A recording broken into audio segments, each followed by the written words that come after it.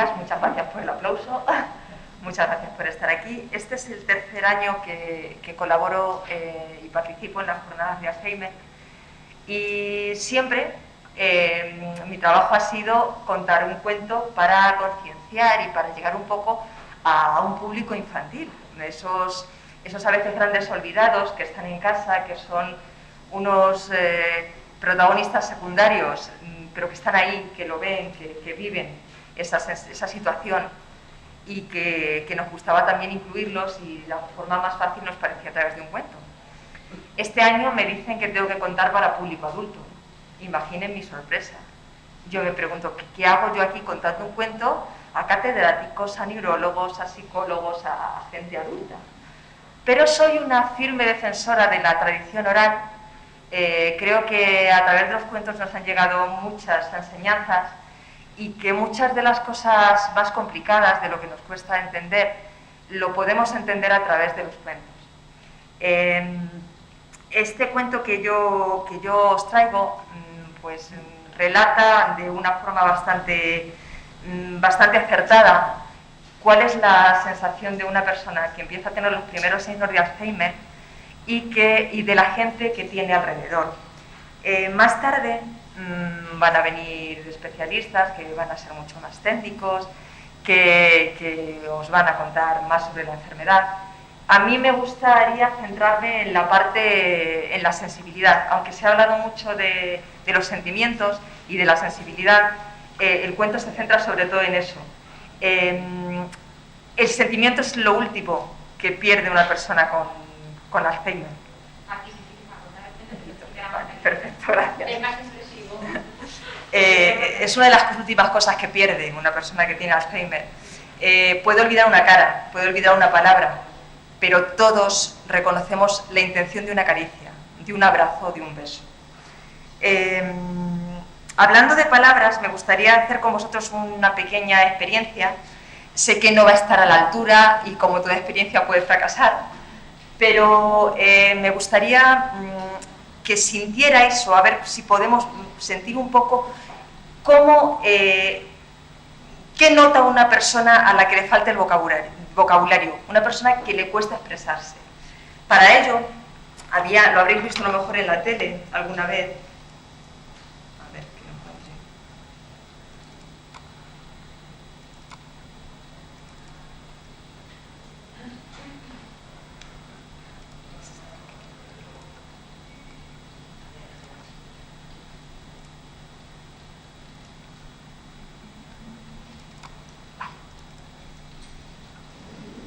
Espero que lo veáis todos, sí. Arriba viene un objeto, en este caso una piruleta, y abajo palabras que no se permiten. No permitimos tampoco la palabra de piruleta. La idea es cómo pediríamos una piruleta sin poder utilizar las palabras que vienen abajo. Seguro que hay gente con mucho vocabulario, gente con muchas salidas, estoy segura que aquí todos ya se os ha ocurrido alguna manera de pedir esa piruleta.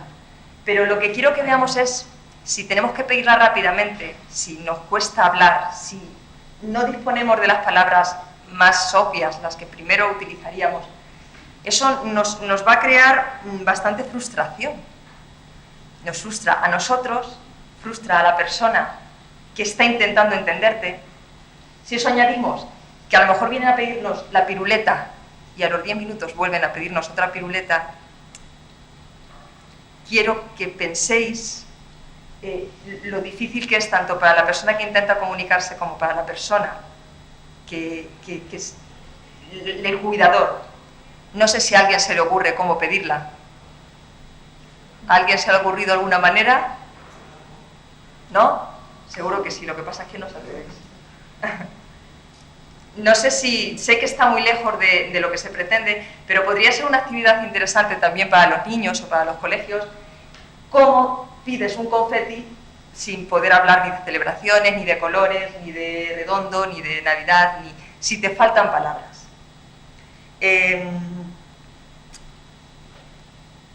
¿A alguien se le ocurre otra vez? ¿No? Bueno, pues más o menos era esto lo que quería que vierais, la dificultad, alguna de las dificultades las dificultades con las que se encuentran estas personas. Estas personas y las personas que les cuidan. Y bueno, el cuento que os voy a contar, pido por favor que saquéis vuestros niños interiores, aunque veo que el público de la sala es bastante joven, con lo cual supongo que no habrá problema. Yo a mis niños les digo que para escuchar un cuento lo principal es mantener el culo en el asiento, la boca cerrada y las orejas abiertas. Os veo jóvenes, pero no creo que sea necesario pediros esto, ¿verdad? Pues el cuento que os traigo es el cuento de un zorro, el zorro que perdió la memoria.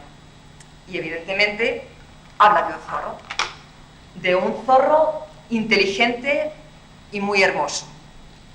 Un zorro rojo, veloz y siempre hambriento, que sabe todo lo que tiene que saber un zorro. Esto es, cómo cazar cervatillos, cómo abrir agujeros para que caigan las liebres y comérselas, o cómo entrar en una granja sin que le vea el granjero para coger las gallinas y los corderos. Este zorro, nuestro zorro, se reúne todas las semanas con los zorros más jóvenes para contarles sus mejores trucos. El que más les gusta es el de la pajita. ¿En qué consiste? Pues consiste en despistar al cazador. Cuando el zorro olfatea el aire y siente el olor del sudor del cazador, de la pólvora, ve los ojos amarillos de los perros que vienen con sus dientes afilados llenos de babas y oye los gritos de ¡a por el zorro, a por el zorro! El zorro coge una caña hueca, se mete debajo del río, la utiliza a modo de pajita y la jauría de perros pasa por encima y ni se entera de que está allí el zorro. Pues ese es el truco que más le gusta a los zorros jóvenes. Nuestro zorro piensa que mucho sabe, puede vivir muchos años. Y él, como sabía mucho, pues vivió un montón de años, un montón de aventuras, una vida larga, llena de aventuras. Pero pasó el tiempo y se hizo viejo. Le empezaron a salir algunos pelos canosos en el hocico y bueno, tenía algunas cicatrices porque nunca es fácil entrar a las granjas. Lo peor es que se le empezaron a olvidar algunas cosas. Al principio eran cosas que no tenían importancia. Por ejemplo, me olvidaba los días de la semana, los confundía. No tenía mucha importancia, excepto que a nuestro zorro le gustaba mucho ir a escuchar al coro de ocas los domingos a misa, y cuando se equivocaba e iba los lunes, pues claro, el coro de ocas no estaba cantando. Otra cosa que le pasaba es que guardaba cosas y se le olvidaba dónde las guardaba. No las encontraba. Llegó a pensar que los zorros más jóvenes se las escondían, y había veces que se enfadaba muchísimo. Luego las cosas aparecían cuando menos se las esperaba en sitios que él no recordaba. A veces lo invitaban a un cumpleaños, pero se le olvidaba que era un cumpleaños y no llevaba regalo. O iba a una fiesta con un regalo y resulta que no era el cumpleaños de nadie. Pero como hemos dicho, esas eran cosas que no intervenían mucho en la vida del zorro. Hasta que un día, volviendo de cazar, se le olvidó dónde vivía. Era incapaz de volver a casa. Se subió a un árbol, se sentó en un nido. Y cuando llegó el mirlo y le preguntó, oye, ¿tú vives aquí? Él dijo, no, se dio cuenta de que él no vivía allí. A la semana siguiente, el zorro se fue de caza, pero olvidó que había ido a cazar. Como tenía hambre, encontró una zarza con moras y se puso morado. A los 3 días volvió a ir a cazar, pero no solo olvidó que iba a cazar, también olvidó que tenía hambre. Se fue al río a nadar. Nadó 4 metros a la derecha, 4 a la izquierda, 5 de buceo, 6 metros de agua hacia el cielo que lanzó. Por la noche soñó con 4 cervatillos, con 3 gallinas y con 2 conejos. Normal, tenía un montón de hambre. Así que decidió salir a cazar. En mitad de la noche, en mitad del bosque, con una hermosa luna llena, nuestro zorro mira alrededor y no sabe qué ha ido a hacer allí. No sabe dónde está, No conoce el bosque, no conoce los árboles, no conoce aquella roca. Se mira a él y no sabe quién es. Nuestro zorro había olvidado que era un zorro. De repente, olfatea el aire. Un olor conocido, pero no sabe ponerle nombre. Es como a quemado, como pólvora, y sudor, y gritos, ¿qué está pasando? A lo lejos ve una cosa redonda amarilla, y sí sé qué es esa cosa amarilla. Y se pone muy nervioso porque sabe que eso es peligroso, pero no sabe por qué. Y de repente unos dientes blancos, y babas, y ruido, y gritos. ¡Al zorro, cazamos al zorro! ¿Pero qué zorro? ¿Pero dónde hay un zorro? De repente nuestro zorro se acuerda que él es el zorro, y que esos son los perros, y que es el cazador. Y en el último momento se sube al árbol, y quizás, por última vez, haya logrado engañar al cazador. Los perros pasan por debajo y nuestro zorro desde arriba se ríe nervioso. Ay, qué tontos son estos perros. Los he vuelto a engañar. Está tan nervioso que se cae del árbol. Los demás zorros, los zorros jóvenes, lo encontraron 3 días después, deshidratado, malherido y hambriento. Lo recogieron con cariño y curaron sus heridas. Curaron también todos los rasguños que tenía, lo alimentaron y lo cuidaron. Lo que no pudieron curar fue su memoria. El zorro la había perdido y nadie sabía dónde estaba. A pesar de que había animales que lo cuidaban, había otros que se burlaban. Las ocas se burlaban de él, las gallinas, que las había hecho sufrir muchísimo, le decían, somos perros, y el zorro se asustaba. O los corderos le decían, tú eres un animal como nosotros, vete a comer esas rosas que tienen pinchos. Y allá que iba el zorro a comerse las rosas con pinchos, y se enfadaba porque veía que se burlaban de él, y volvía y quería morder a los corderos, pero luego se le olvidaba que estaba enfadado, e incluso los saludaba cortésmente. Le encantaba hablar con el zorro que veía reflejado en el río. Era un total desconocido, pero su cara le sonaba. Érase una vez un viejo zorro que perdió la memoria. Él no sabía ya casi nada, pero sí que sabía que había alguien que curaba sus heridas. También sabía lo que era no tener hambre, porque alguien le daba de comer. Le gustaba que los más jóvenes le contaran historias de cómo burlaban al cazador. Había una con una paquita que era genial. No sabía de quién había sido esa idea tan buena. A veces le resultaba muy difícil seguir cada día, porque olvidaba las caras, olvidaba los nombres. Era incapaz de volver a casa. Y odiaba dormir solo. Pero afortunadamente, todos esos problemas, todas esas cosas, le ayudaban a arreglarlas y a solventarlas los zorros más jóvenes que nunca le dejaron solo. Es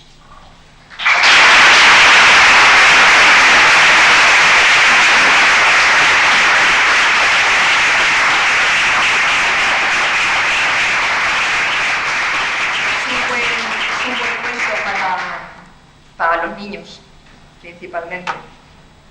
Bueno, y para los mayores, porque siempre les damos un estudio diferente a la gente mayor. Espero que os haya gustado. Me gustaría terminar con esta pequeña frase que encontré y que me parece buenísima. Para todos aquellos que han olvidado una cara, un nombre, una fecha. Por todos aquellos que reciben una caricia cotidiana que se ha vuelto anónima. Por todos aquellos que han perdido sus recuerdos, que luchan, que lo intentan, pero que no son capaces de encontrarlos. Por aquellos que dedican su vida a hacer recordar, que se levantan cada mañana ayudando a buscar caras conocidas y miradas llenas de amor desterrado. Por aquellos que estudiaron, estudian y estudiarán, buscando sin descanso una fórmula secreta para esas mentes que se deslizan hacia la oscuridad absoluta. Por la ciencia, que lucha día a día y que pronto encontrará una solución. Y por supuesto, por aquellos que desde el otro lado miran impotentes a unos ojos que ya no les reconocen, a unas manos que los rozan extrañadas, como si todo fuese la primera vez, como si nunca hubiese existido. Por la memoria, por los recuerdos, por el olvido desgarrador que se lo lleva por delante, por contar algún día que el Alzheimer es una batalla perdida. Vencida.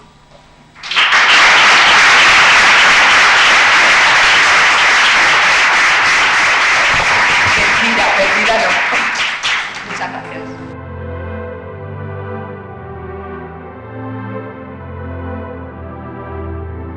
Muchas gracias. Tengo que empezar, lógicamente, por agradecer a la organización y singularmente a Alfonsa, que contactó conmigo hace ya 2 años.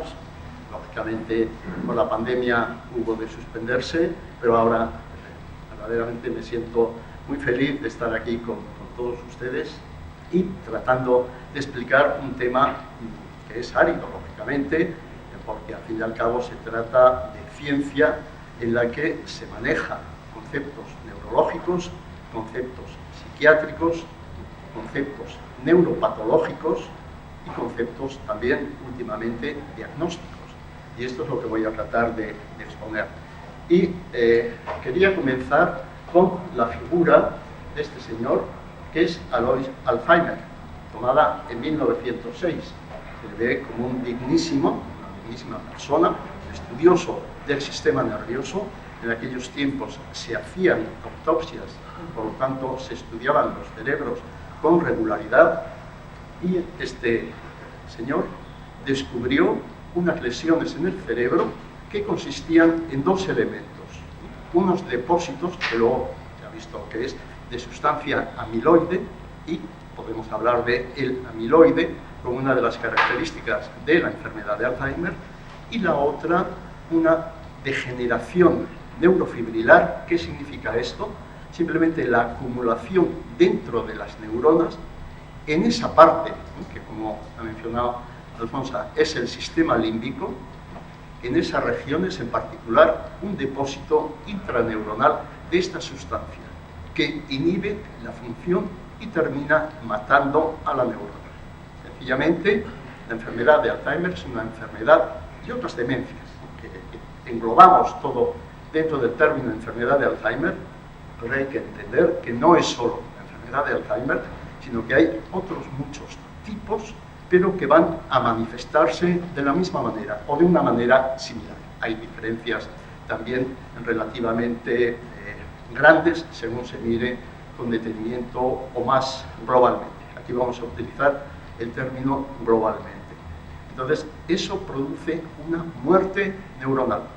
La síntesis de la patología de las enfermedades neurodegenerativas es precisamente que producen una muerte neuronal irreparable.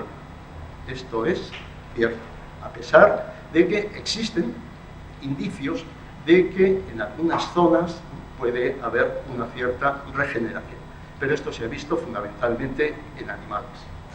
Bien, aquí tenemos una fotografía de aquella época, principios del siglo XX, en donde aquí ya existían becarios. Ese es el doctor Achúcarro, que estuvo en el laboratorio de Alzheimer, Alois Alzheimer, que lo vemos ahí, y en esta serie de intervenciones, la escuela de Cajal, a la que él pertenecía, ya se interesaba también por estas alteraciones.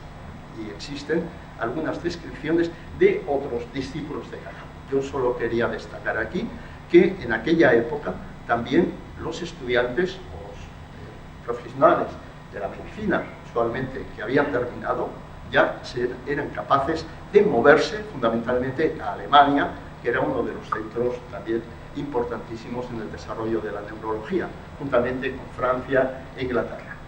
No ha variado mucho.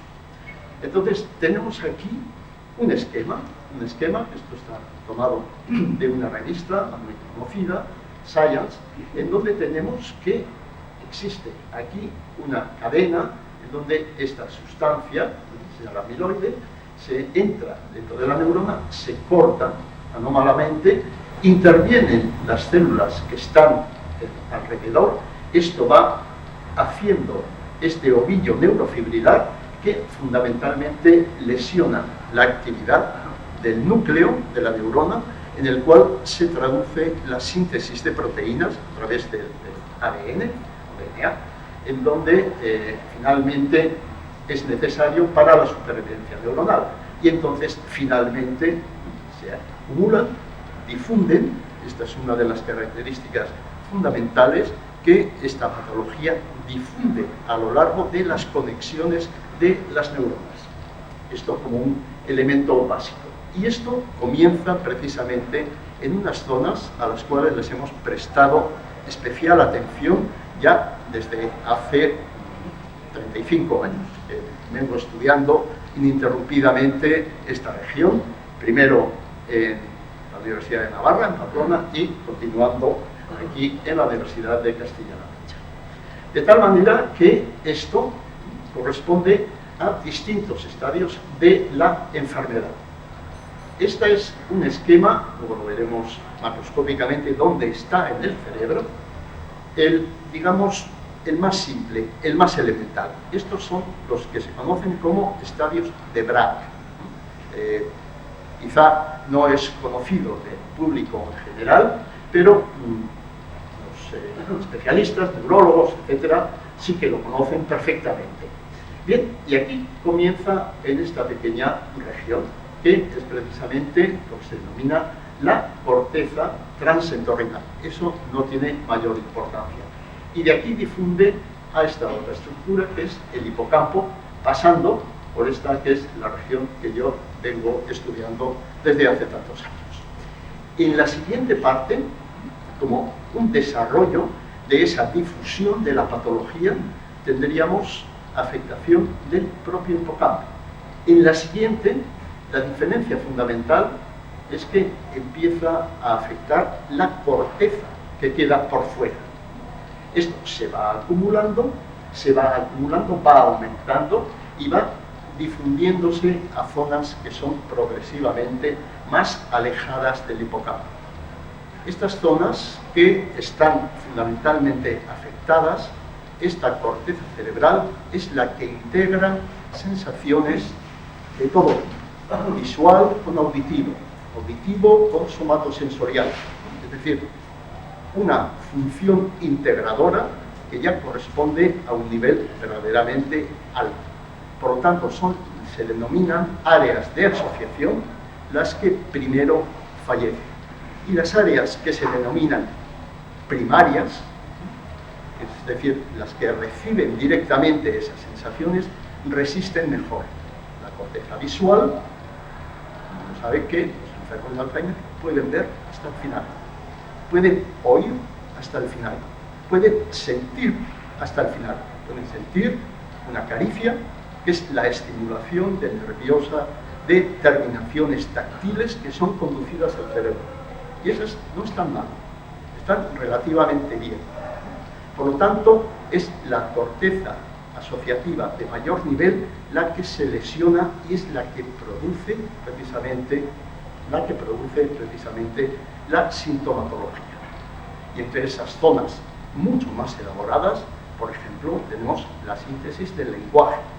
No tanto la articulación del lenguaje, sino esa función primera, previa, que es la organización de las palabras y el sentido de las mismas. Esa es una elaboración entre la corteza frontal, la que tenemos adelante, y la corteza temporal, que es a la que nosotros estamos dedicados.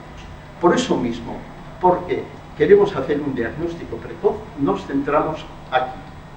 Este es nuestro objetivo. Si detectamos el daño aquí, todavía se puede realizar un tratamiento que sea más eficaz. Esa es una de las razones fundamentales por las cuales el diagnóstico precoz tenemos, y nuestros datos preliminares ya publicados confirman que se puede hacer esta valoración in vivo, que es lo que nos hace falta. Porque el diagnóstico definitivo de la enfermedad de Alzheimer o alguna de sus variantes o de otro tipo de enfermedades neurodegenerativas es post-mortem. decir, con material de autopsia. Bien, aquí tenemos una imagen, se utiliza muchísimo, en donde se borra esta parte posterior. Anatómicamente es inadecuada, luego la vamos a pasar. Aquí ya nos metemos un poco más en nuestra zona. Y tenemos aquí, precisamente, en rojo, lo que sería el centro de nuestras emociones, la amígdala. Amígdala, no las que tenemos en la garganta, que es amígdala también, pero lleva el sufijo de amígdala palatina, sino la amígdala cerebral, o complejo amigdalino, muy relacionado con esta estructura que está en azul. Este es el hipocampo. Este es el que se lesiona, juntamente con esta otra zona que está en color amarillo, que es la zona que está alimentando de impulsos nerviosos al hipocampo. Y en el hipocampo tenemos la elaboración, que no el almacenamiento, la elaboración de esos recuerdos. Y no solo la elaboración de esos recuerdos, sino también otra característica, que se nos va a la parte posterior, que es la orientación espacial. Los enfermos, Alzheimer, uno de los síntomas precoces es precisamente esa pérdida de orientación. Lo que nos contaban en el cuento maravilloso de la primera intervención, el zorro se pierde, no sabe llegar a su casa. Eso es exactamente lo que ocurre. Y es un síntoma que puede ser relativamente pasajero y que coexiste en el tiempo con esos olvidos de la memoria reciente. La memoria pasada resiste más, por unas razones que no vamos a entrar. Bueno, este es un esquema, esto ya es nuestro, en donde vemos esta parte del lóbulo temporal y estos colorines, sin entrar en más dislesiones, estos colorines corresponden a la zona que estudiamos. Y esto es una imagen de resonancia, y esos mismos colorines los podemos detectar, los podemos identificar en imágenes de resonancia magnética. Y esto es un cerebro real.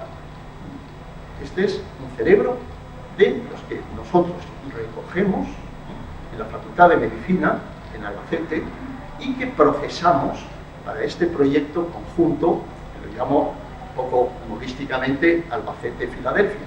Porque en realidad sería al revés, Filadelfia es más importante que Albacete. Y Filadelfia por simplificar lo que es la Universidad de Pensilvania en Filadelfia, Pensilvania, Estados Unidos, que sería demasiado largo. En fin, esta zona coloreada va a corresponder a la que se lesiona primariamente. Luego nos centramos aquí. Y de aquí va difundiendo sobre todo a esta zona también. Está muy próxima, es la que le continúa alrededor, haciendo así una especie de arco hasta llegar también a esta zona. Se denomina corteza cingular. Entonces ahí se produce una integración espacial aquí detrás, afectiva aquí delante. Todo eso va difundiendo y progresivamente se van perdiendo funciones. Este es otro cerebro, los que tenemos recogidos, y aquí se ve cómo a partir de este círculo, que es la corteza entorrinal, que está totalmente relacionada con el hipocampo, el responsable, que se asocia siempre a la elaboración de la memoria, esto es cierto, se comunica con otras muchas partes también, todas ellas son estas áreas de asociación complejas. El área motora está bien, el área somatosensorial está bien, el área auditiva está bien, el área visual está bien, en la enfermedad de Alzheimer, o por lo menos durante muchísimos años. Y esto es lo que ocurre básicamente. Las neuronas mueren y el tejido se atrofia en la enfermedad de Alzheimer. Este es un cerebro normal y este es un cerebro patológico con una enfermedad neurodegenerativa que lo vamos a llamar enfermedad de Alzheimer. Es un pequeño esquema. El cerebro está encogido. Esta atrofia cerebral ocurre también asociada a la edad. Si hacemos o miramos una resonancia magnética de una persona de más de 80 años, veremos que existe una cierta atrofia y que estos surcos están marcando distintas zonas cerebrales, están mucho más pronunciados. Es una atrofia fisiológica. Por eso estudiamos el envejecimiento normal y el envejecimiento patológico. Y el cerebro control sería el que tiene precisamente esta región normal. Y esto ya se ha mencionado anteriormente. 5% de la población, son cifras que se pueden barajar, pero es la idea, no la cifra, ¿no? Mayores de 60 años, un 5%. Subimos a 80 años, ya es un 20% de la población. Y hacia los 90 años ya 1 de cada 3 va a padecer demencia.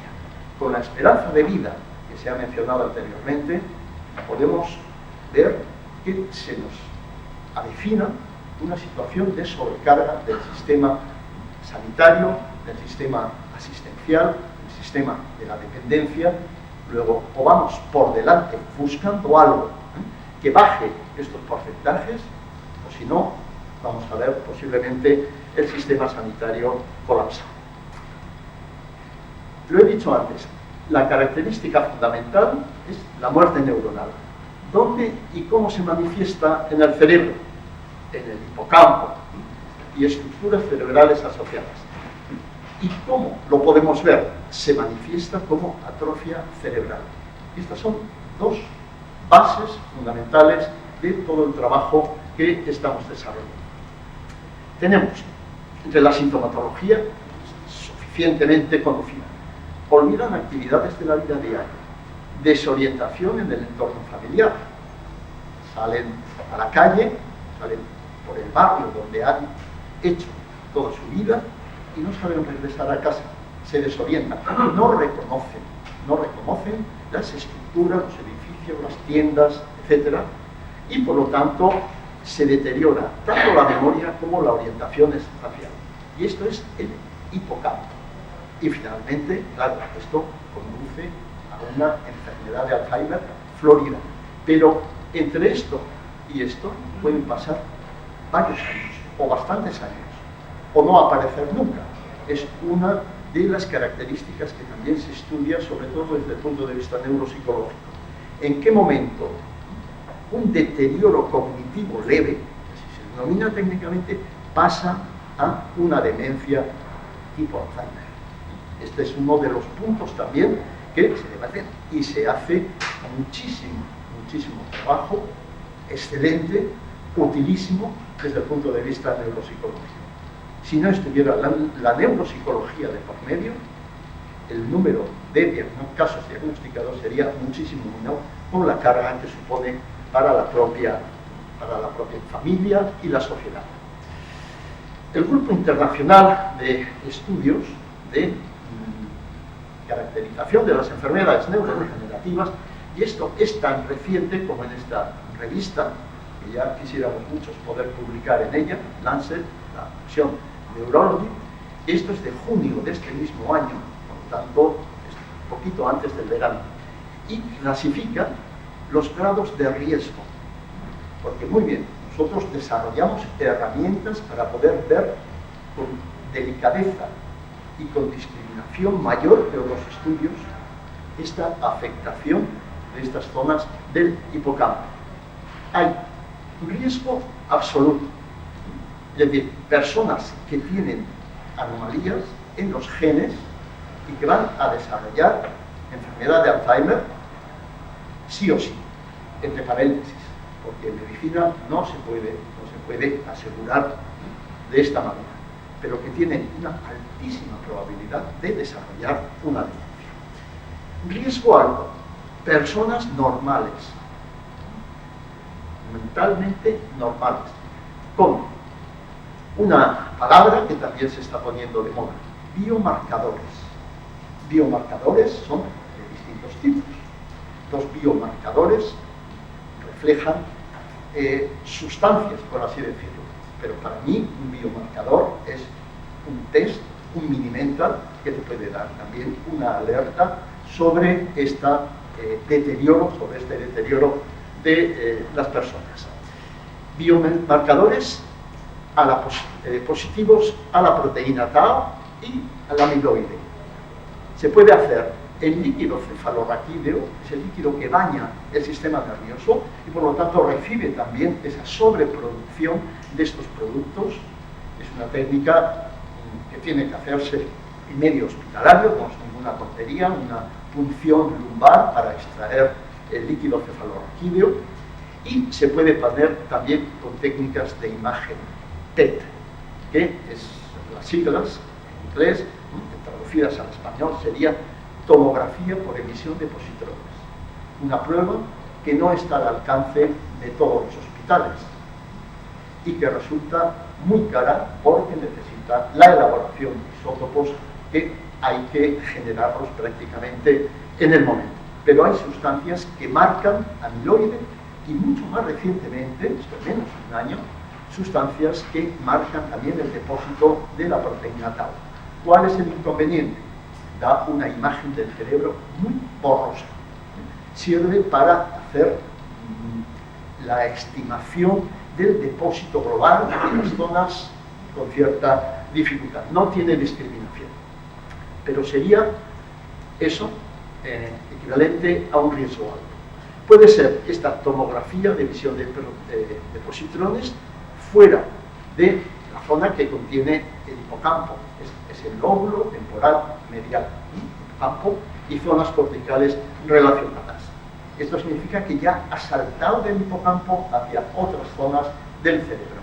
El riesgo aumenta, riesgo alto. Y luego, los que portan los dos alelos de marcadores de esta apolipoproteína, que se denomina la variante epsilon 4, y que, por tanto, tienen los dos alelos. Los que no son homocigóticos puede o no que lo desarrollen. Esto es un riesgo alto.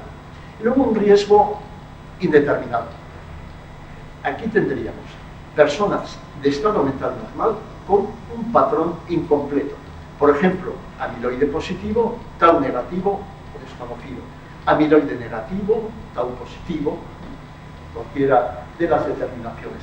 Esto da posiblemente ese grado de incertidumbre a los familiares que acabamos de escuchar. Bueno, en el año 1998, por tanto ya ha llovido un poco, publicamos con el grupo de la Universidad de Kuopio, en Finlandia, un estudio en donde cuantificamos la atrofia cerebral. Esto se realizaba con imágenes de resonancia, una medida de la intensidad de campo, denomina Tesla, y esto era a 1,5 Teslas, porque luego hablaré de la definición que se está utilizando en nuestro estudio. A 1,5 Teslas. Imagen normal, imagen patológica. Esta es la corteza entorrinal y esto es el hipocampo y la víscera, totalmente atrófico. ¿Qué es lo que ocurre? Que el volumen que se puede calcular se relacionaba perfectamente correlacionaba con la puntuación en este test de Minimet. Por lo tanto, el dato neuropsicológico apoya también el dato de lo que se denomina la volumetría cerebral. En el año 1998, esto está publicado. Y entonces, bien, el proyecto Albacete-Filadelfia parece como una línea de alta velocidad, ojalá lo fuera. Biomarcadores de resonancia magnética para el diagnóstico precoz de la enfermedad de Alzheimer. Es una de las líneas de investigación. La otra es el estudio de esos biomarcadores en líquido cefalorraquídeo y más recientemente, muy recientemente, en sangre, que es obviamente mucho menos invasivo que lo otro. ¿Qué teníamos como objetivo? Bueno, las dificultades, y estas son una serie de parámetros que no funcionaban bien. Los detalles no suponen no añaden nada a la exposición. La variabilidad anatómica, el reconocimiento de la zona al microscopio, por así decirlo, esto lo hacemos en Albacete. La validación y definir los cambios morfológicos, volumétricos que tienen lugar en distintas fases y para distintos tipos de enfermedad de Alzheimer. Creo que mañana, lamentablemente no voy a poder estar, hay una exposición del neurólogo Javier, que no lo conozco, pero bueno, encantado, sobre tipos. Ahí yo no me meto porque además no soy neurólogo, entre otras cosas. Yo soy médico de atención primaria, se acabó. En fin, con toda la importancia que tiene, no ejerzo tampoco, que nadie se asuste. Bien, entonces, tenemos una resonancia primera que se hace. Voy a ir un poquito hacia atrás. ¿Qué hacemos? Nosotros recogemos de nuestros donantes de cuerpo y cerebro de la Facultad de Medicina, ahora dos, la Medicina Real, recogemos el cerebro y lo tenemos que tratar de una manera especial. Tenemos que disecar lo que es la zona del lóbulo temporal y eso lo mandamos a Filadelfia. Es un camino de ida y vuelta. Es parte de nuestra contribución. Otros cerebros vienen también de la propia Universidad de Pensilvania. Bueno, nosotros los recogemos. Ellos le hacen una resonancia a 7 teslas. 1,5 es lo normal. En Castilla-La Mancha solo existe un aparato de 3 teslas en el Hospital de Parapléjicos de Toledo.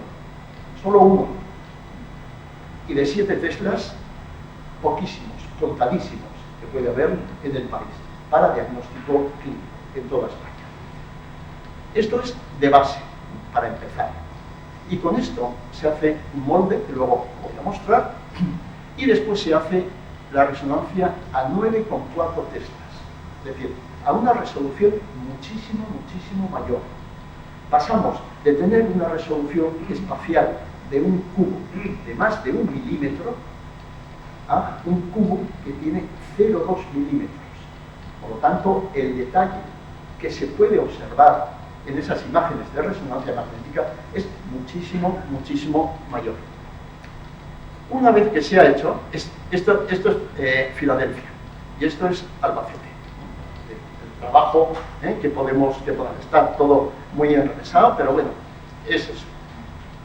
Nos devuelven el cerebro, es decir, el cerebro vuelve otra vez a Albacete y ahí lo que hacemos es cortarlo en rodajas finísimas de 50 micras, 50 milésimas de milímetro. Entonces, es dividir 1 milímetro en 20 lonchas, todas ellas consecutivas. Y ahí, cada 50 micras, cada vez que se consigue una loncha, se hace una fotografía. Luego, ese tejido se tiñe, es decir, se marca para poder visualizar las neuronas, y luego se tiñe también específicamente para esta proteína, tau y otras que están asociadas. Pero básicamente es la proteína tau. Y esto es lo que se hace, esto es una bobina en donde se mete el lóbulo temporal, que es este trocito de cerebro que parece ahí como una zona serpenteada. Esta es la imagen que se consigue y esta es la imagen una vez teñida. Con esa resonancia de 7 teslas se le hace un molde. Este molde encaja perfectamente, pero no es solo un molde cualquiera, es un molde que se ha construido a partir de las imágenes. Nosotros cortamos por estas ranuras, por lo tanto, el plano de corte es el mismo que el de la resonancia. Y eso no se hace en ningún sitio, solo lo hacemos nosotros. Esto considera que también en Albacete sabemos hacer algunas cosas bien. Aquí es el cerebro metido en este molde que se ha construido con una impresora 3D. Esto obviamente lo hacen en Filadelfia. Nos lo mandan y aquí sí, lo recibimos, lo cortamos en secciones. Estos son los bloques y cada uno de estos lo volvemos a cortar otra vez en esas lonchas de 50 milésimas de milímetro. Con este aparato, este es nuestro técnico, Mercedes, absolutamente maravillosa, en su quehacer. Y aquí tenemos la fotografía que se haría al paso de cada día. Este sería el aspecto de una resonancia normal. Esta sería a 7 teslas y esta a 9,4, en un plano de corte. Y aquí tenemos, corte vacío, la imagen del trozo que estamos cortando y la imagen de resonancia. Y sobre ella lo que hacemos es esta serie de tinciones.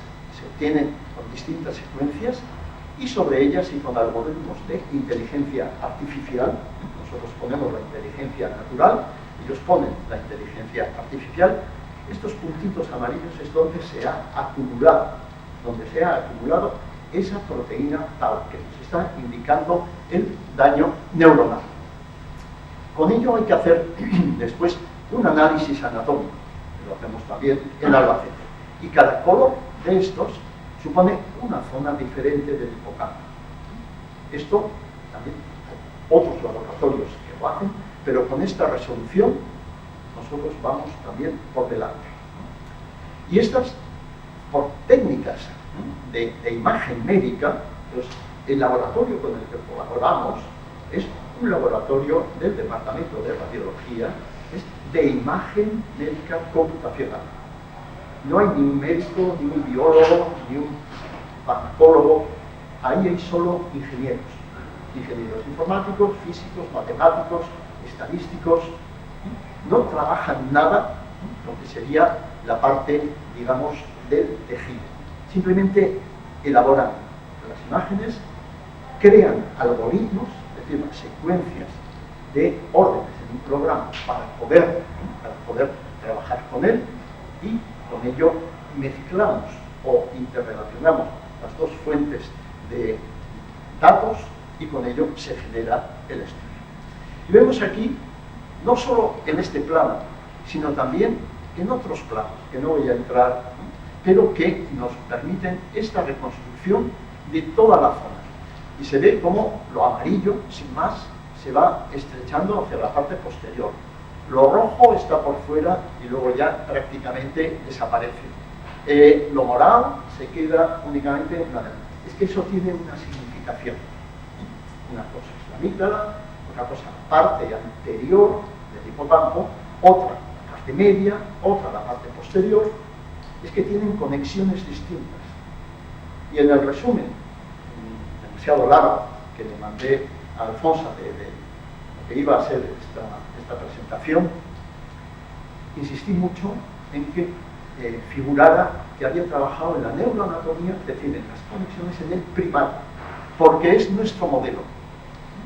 Solo que el primate es un animal, fino, cada vez hay más restricciones, pero yo vengo trabajando con primates desde el año 1981, estamos en el 2021, hace ya unos cuantos años. Entonces se han obtenido datos verdaderamente importantes que nos sirven para aproximarnos. También, por supuesto, en rata y en ratón. Pero simplemente por mencionar la... que vuelva al sitio.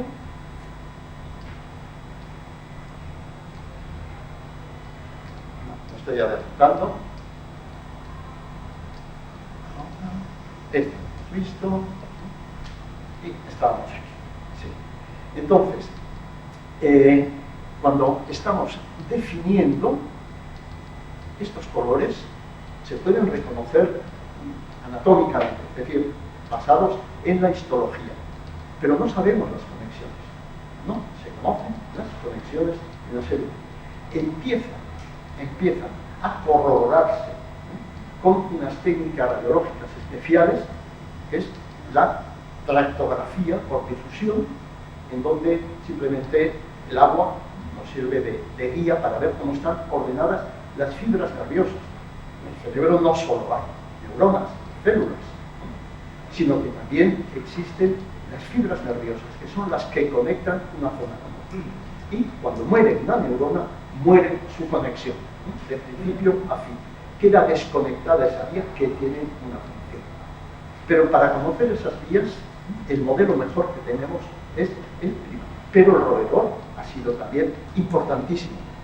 Los 2 premios Nobel que se dieron en el año 2014 estudiaron en ratones la actividad de esta zona cerebral y se puso de manifiesto la importancia que tiene en la gestión de la orientación espacial.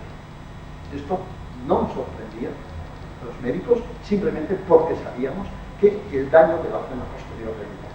Ahora, una cosa es conocerlo globalmente y otra cosa es determinarlo fisiológicamente, como hicieron estos 2 investigadores noruegos que recibieron el premio Nobel en el año 2014. ¿Qué resultados podemos decir que tenemos? Hemos construido un atlas que recoge esa anatomía lesionada en la enfermedad de Alzheimer, a un nivel de detalle desconocido hasta ahora. Eso es verdad, y lo corrobora algunas de las publicaciones. Representar la patología en el atlas, localizándolas también en un número de casos elevado. Pequeño todavía para sacar conclusiones. Esto no ha hecho más que empezar, pero nos anima. Determinación de la atrofia cerebral en las zonas que están afectadas. Este es un cambio precoz, pero tenemos que probarlo en un número mucho mayor de casos. Y esta es la aplicación a series grandes para ver qué cambios aparecen por primera vez y, en todo caso, orientar un tratamiento precoz. El único tratamiento que hay ahora es suministrar una sustancia, acetilcolina, que activa estas regiones. Y estos son los datos que tenemos. Aquí tenemos una representación de una zona de ese hipocampo. En rojo, las zonas que se ven más afectadas. Lo vemos aquí también, esta zona que es parte del hipocampo y esto es de la corteza entorrinal. Y esta es una elaboración estadística. En rojo sería la carga patológica más grande y en azul sería que está sano. Este caso no es de los más avanzados, pero sí que nos permite decir que es aquí. Está el puntero muy sensible. Aquí. La parte roja más fuerte. Y esa es a la que podemos dirigir nuestra atención. Mirarlo, calibrarlo, mensurarlo, calcular el volumen, calcular el grosor, calcular la superficie, y con todos estos datos, en muchos casos, podemos hacer una estimación probabilística de lo que una persona, la resonancia de una persona en concreto, se ajusta o no, y por lo tanto hacer una predicción de esa sintomatología antes de que aparezcan los síntomas. Yo comparo la enfermedad de Alzheimer, que todos caminamos sobre una lámina de hielo, que se va adelgazando progresivamente, y no sabemos cuándo delgada, pero de pronto se rompe y caemos al agua helada. Y ahí ya aparecen las manifestaciones clínicas, y ya no podemos volver atrás, hay hielo más fuerte. Lo que hay que conseguir es que cada vez esa lámina de hielo se mantenga gruesa, por lo tanto que soporte nuestra vida durante más tiempo. Esto es lo que veríamos también en la afectación de la sustancia que existe, la sustancia gris, que es el conjunto de neuronas, y cómo esta variación puede estar también localizada en distintos sitios. Podemos calibrar el grosor con estas determinaciones tan finas. Y bueno, esto es lo que hemos hecho. Hemos publicado esta revista, en donde en amarillo somos los que trabajamos en Albacete, el resto son los que trabajan en Filadelfia. Este trabajo está ya aceptado y en prensa en una revista, Brain.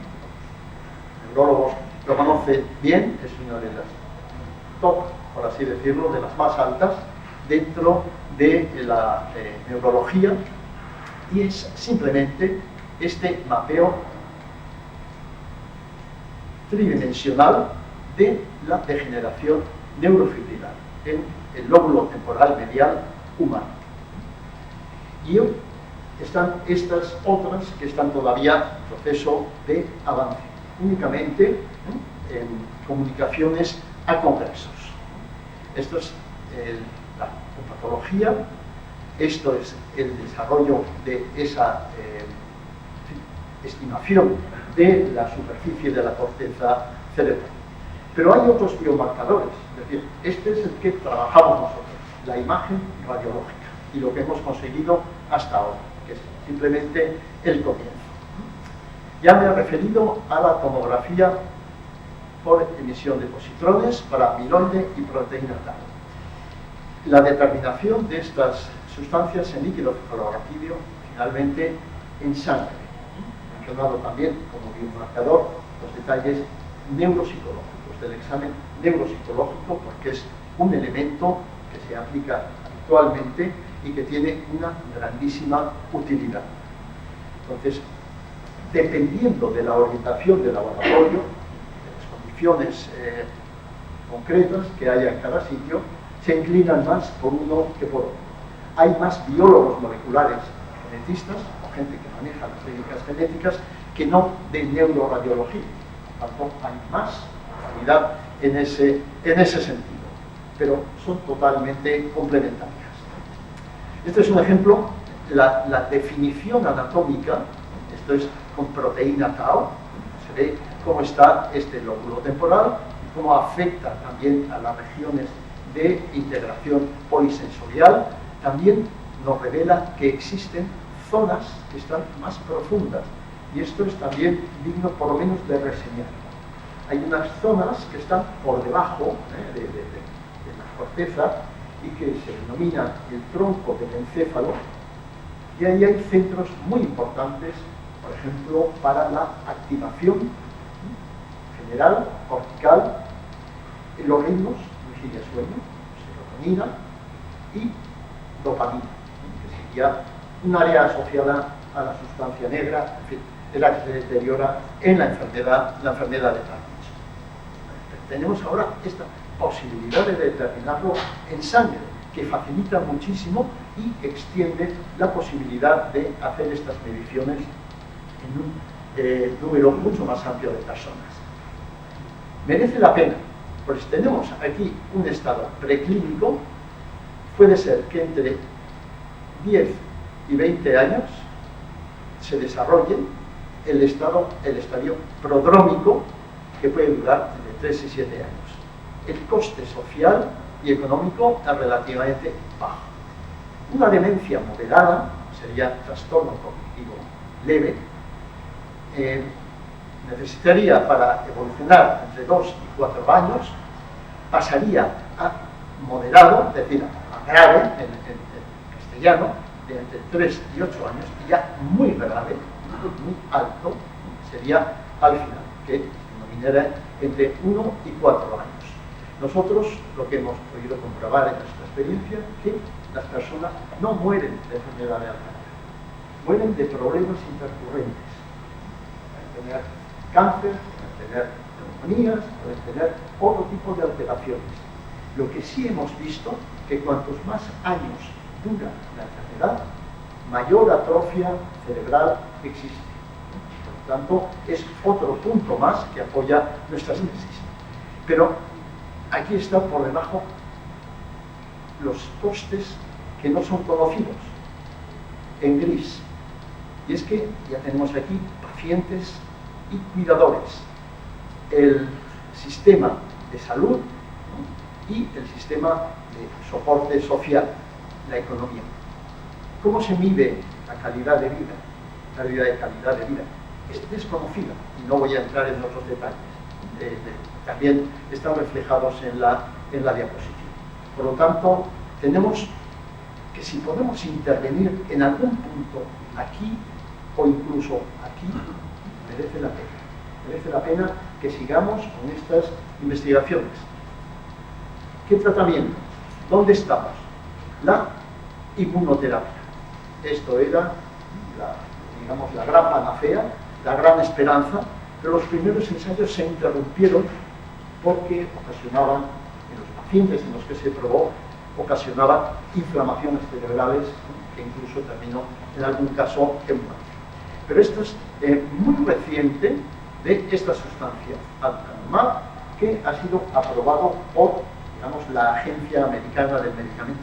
Un poco controverso, porque ha sido muy acelerada y en algunos casos no se ve un resultado tan claro. Hay que esperar a ver cuál es el efecto. Lo que sí se conoce es que va a ser imposible de pagar. 60.000 euros al año de tratamiento, muy pocas personas podrían permitírselo. Entonces, estamos en eso. Y esto afecta el amiloide. La proteína tau está en investigación básica. Hay toda una familia, de las que se hablará mañana, es las tauopatías. Todo un conjunto que no es una única detección de la proteína tau, que se manifiesta de muchas maneras. Entonces, son distintas orientaciones, pero ahora mismo está en el mercado, se denomina anticuerpos monoclonales, es decir, anticuerpos que van muy específicamente dirigidos a esta sustancia, pero todavía su efecto no está claro. Esto es simplemente del año pasado.